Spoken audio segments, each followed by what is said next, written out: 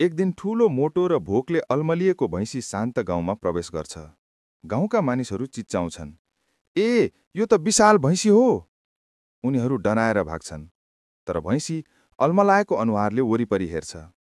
त्यहाँ एक लोभी मान्छे दौडिन्छ।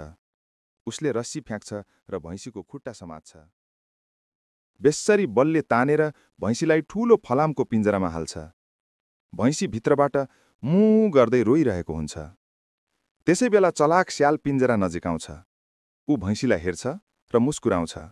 भैँसी रोइरहेको हुन्छ। स्यालले पिञ्जरा निरीक्षण गर्छ र रेस्क्यु गर्न तयार हुन्छ।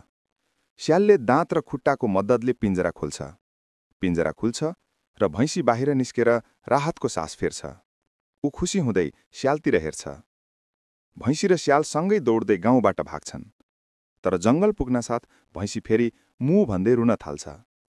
स्याल अचम्मित भएर सोध्छ, अब फेरि के भयो? भैँसी आँसु पुस्दै भन्छ, कसैले लाइक र सब्स्क्राइब नै गरेन।